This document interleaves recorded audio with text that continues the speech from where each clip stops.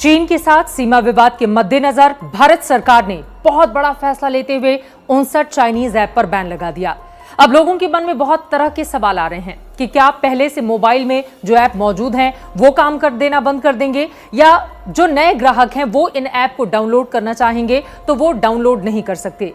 ये फैसला क्यों लिया गया, कैसे लागू किया जाएगा और आगे आने वाले वक्त में कैसा होगा इसका इम्पैक्ट, एक एक करके पॉइंट के हिसाब से मैं आपको इसके बारे में जानकारी देने जा रही हूं। तो सबसे महत्वपूर्ण बात, आईटी एक्ट की धारा 69(a) के तहत केंद्र सरकार ने यह फैसला किया।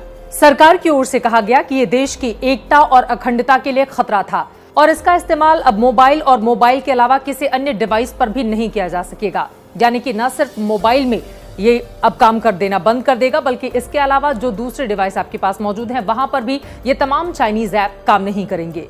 सूचना और प्रौद्योगिकी मंत्रालय की ओर से बताया गया है कि लगातार इन ऐप्स को लेकर उनके पास तमाम तरह की शिकायतें सामने आ रही थीं। कहा जा रहा था कि इन ऐप्स के जरिए हिंदुस्तानियों का जो डेटा है वो दूसरी कंट्रीज में जा रहा है। इसी वजह से ये महत्वपूर्ण फैसला लेना बहुत जरूरी हो गया था। टेलीग्राफ एक्ट के तहत संचार मंत्रालय इंटरनेट सर्विस प्रोवाइडर को किसी भी वेबसाइट या ऐप का डेटा रोकने को कह सकता है। इन सभी ऐप का डेटा अगले 1 दिन में रोक दिया जाएगा।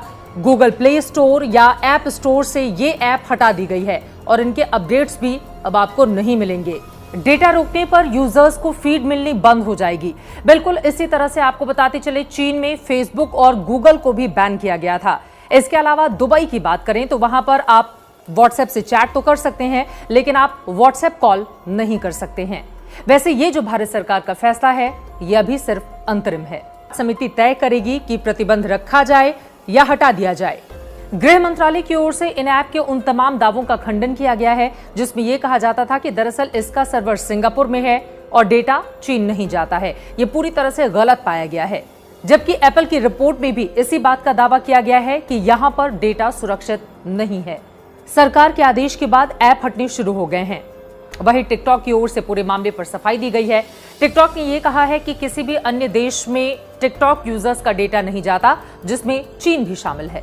59 ऐप बैन होने का भारतीय यूजर्स पर बहुत बड़ा असर पड़ेगा, क्योंकि इनमें सभी तरह के ऐप शामिल हैं। कुछ ऐप लोगों के एंटरटेनमेंट के लिए हैं, तो कुछ का इस्तेमाल प्रोफेशनल लेवल पे भी किया जाता है।